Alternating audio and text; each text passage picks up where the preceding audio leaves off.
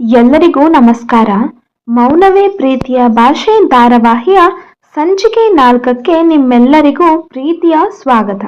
ಬನ್ನಿ, ಇಂದಿನ ಈ ರೋಚಕ ಸಂಚಿಕೆಯಲ್ಲಿ ಮೇಘನಾ ಮತ್ತು ರುದ್ರರ ಜೀವನದಲ್ಲಿ ನಡೆಯುವ ಅನಿರೀಕ್ಷಿತ ತಿರುವುಗಳು, ಭಾವನಾತ್ಮಕ ಕ್ಷಣಗಳು ಹಾಗೂ ಎದುರಾಗುವ ಸವಾಲುಗಳನ್ನು ಅತ್ಯಂತ ವಿಸ್ತಾರವಾಗಿ ಅನುಭವಿಸೋಣ.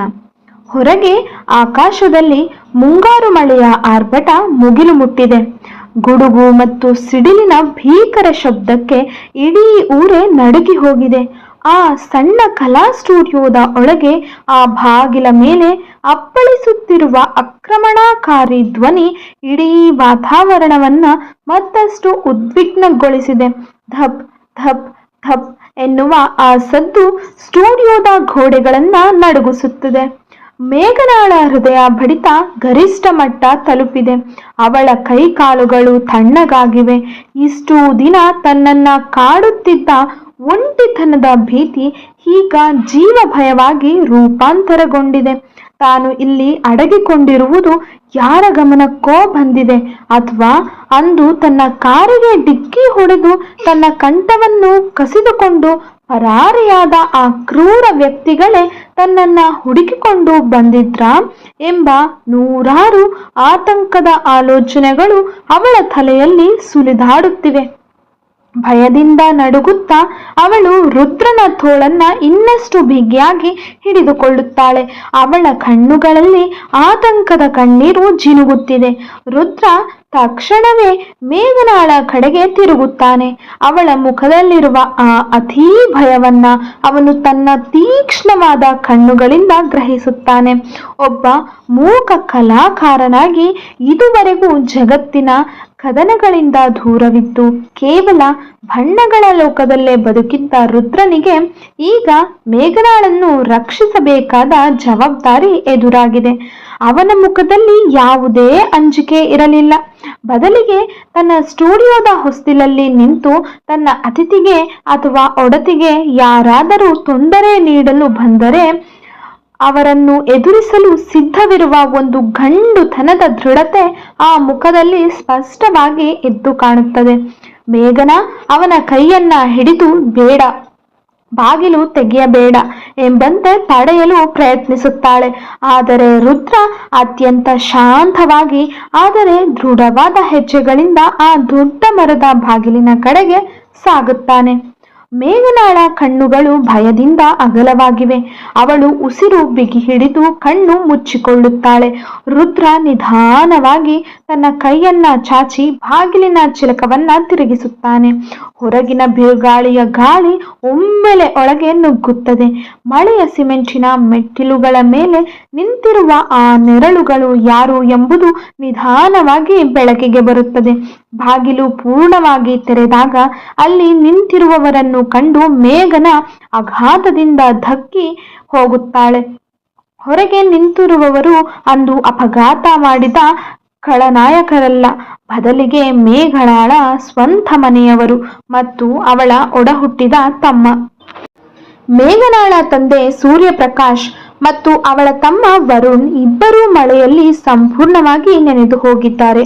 ಅವರ ಮುಖದಲ್ಲಿ ಮಗಳ ನಾಪತ್ತೆಯಿಂದ ಉಂಟಾದ ಆತಂಕ, ಕೋಪ ಮತ್ತು ಅಳಕು ಸ್ಪಷ್ಟವಾಗಿ ಗೋಚರಿಸುತ್ತದೆ. ಮೇಘನಾಳನ್ನ ಕಳೆದ ಇಡೀ ರಾತ್ರಿ ಊರೆಲ್ಲ ಹುಡುಕಿ ಕಡೆಗೆ ಈ ದಿಕ್ಕಿನಲ್ಲಿ ಬಂದ ಅವರು ಆ ಹಳೆ ಸ್ಟುಡಿಯೋದ ಬೆಳಕನ್ನ ನೋಡಿ ಇಲ್ಲಿಗೆ ಬಂದಿದ್ದರು. ವರುಣ್ ಕೋಪದಿಂದ ಒಳಗೆ ನುಗ್ಗುತ್ತಾನೆ. ಅಕ್ಕ, ನಿನಗೆ ಎಷ್ಟು ಧೈರ್ಯವಿದ್ರೆ ಈ ರಾತ್ರಿಯಲ್ಲಿ ಈ ಮಳೆಯಲ್ಲಿ ಮನೆ ಬಿಟ್ಟು ಬಂದು ಇಲ್ಲಿ ಅಡಗಿಕೊಳ್ಳುತ್ತೀಯಾ?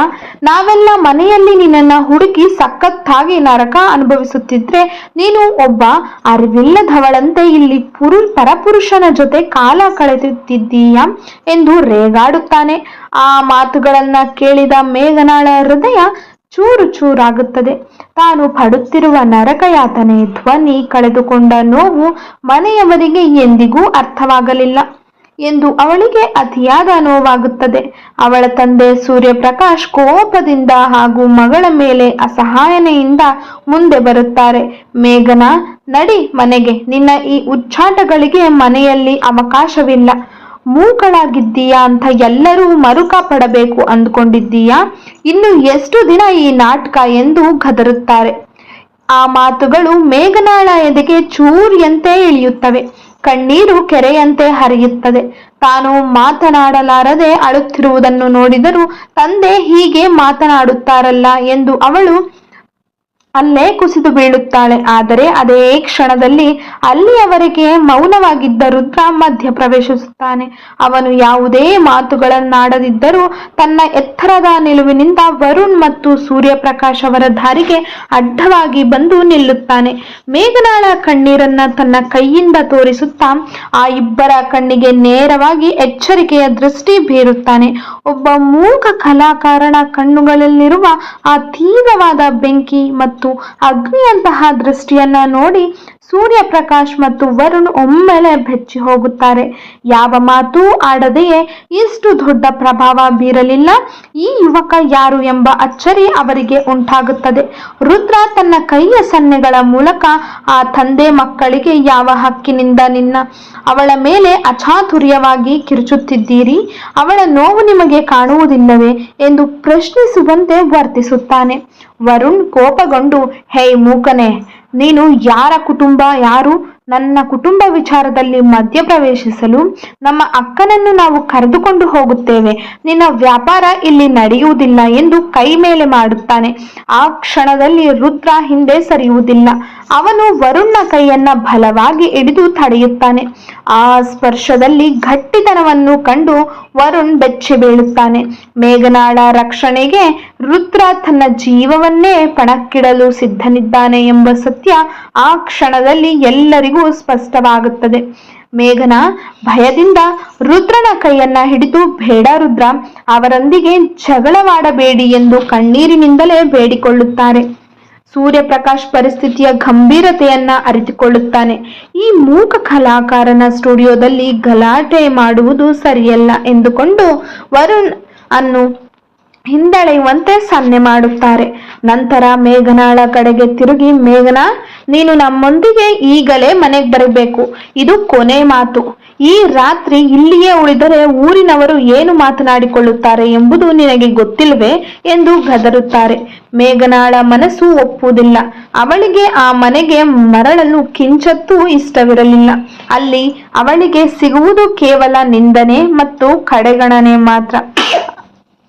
ಆದರೆ ತಂದೆಯ ಆಜ್ಞೆಯನ್ನ ಮೀರುವ ಶಕ್ತಿಯು ಅವಳಲ್ಲಿ ಇರಲಿಲ್ಲ. ಅವಳು ಅಳುತ್ತಾ ರುದ್ರನ ಕಡೆಗೆ ನೋಡುತ್ತಾಳೆ. ಅವಳ ಕಣ್ಣುಗಳು ಸ್ಪಷ್ಟವಾಗಿ ಬೇಡಿಕೊಳ್ಳುತ್ತಿವೆ, ನನ್ನನ್ನ ಇಲ್ಲಿಂದ ಕರೆದುಕೊಂಡು ಹೋಗಿ ಅಥವಾ ನನ್ನನ್ನ ಒಂಟಿಯಾಗಿ ಬಿಡಬೇಡಿ ಎಂದು.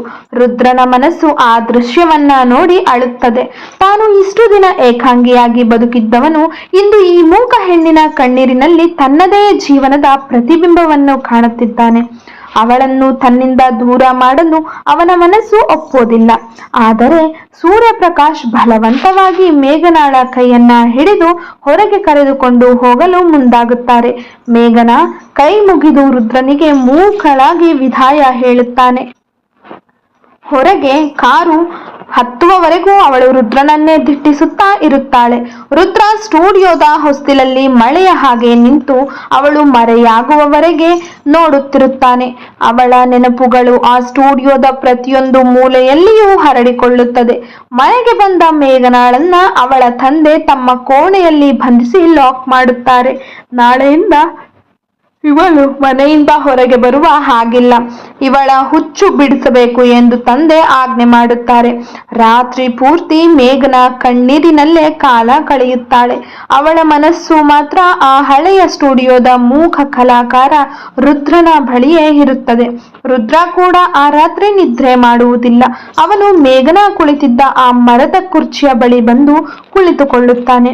ಅವಳು ಬಿಟ್ಟು ಹೋದ ಆ ಬಿಸಿ ಚಹಾದ ಕಪ್ಪನ್ನ ಹಾಗೆಯೇ ಮುಟ್ಟಿ ನೋಡುತ್ತಾನೆ. ಅವಳ ಸುವಾಸನೆ ಅಲ್ಲಿ ಇನ್ನೂ ಉಳಿದಿದೆ. ಮೇಘನಾಳಲ್ಲಿಂದ ಆ ಸ್ಟುಡಿಯೋ ಈಗ ಸಂಪೂರ್ಣವಾಗಿ ಖಾಲಿಯಾಗಿದೆ, ಮೂಕವಾಗಿದೆ. ಮರುದಿನ ಬೆಳಿಗ್ಗೆ ಸೂರ್ಯ ಮುಂಗಾರು ಮಳೆಯ ಮೋಡಗಳ ನಡುವೆ ಹೊರಬರುತ್ತಾನೆ. ಆದರೆ ಮೇಘನಾಳ ಬದುಕಿನಲ್ಲಿ ಮಾತ್ರ ಕತ್ತಲು ಕವಿದಿದೆ. ಮನೆಯಲ್ಲಿ ಅವಳ ಕಾವಲಿಗಾಗಿ ಒಬ್ಬರನ್ನು ನೇಮಿಸಲಾಗಿದೆ. ಆದರೆ ಮೇಘನಾಳ ಮನಸ್ಸು ಹೇಗಾದರೂ ಮಾಡಿ ಆ ಸ್ಟುಡಿಯೋಗೆ ಹೋಗಬೇಕು, ರುದ್ರನನ್ನ ಒಮ್ಮೆ ನೋಡಬೇಕು ಎಂದು ಹಂಬಲಿಸುತ್ತಿದೆ.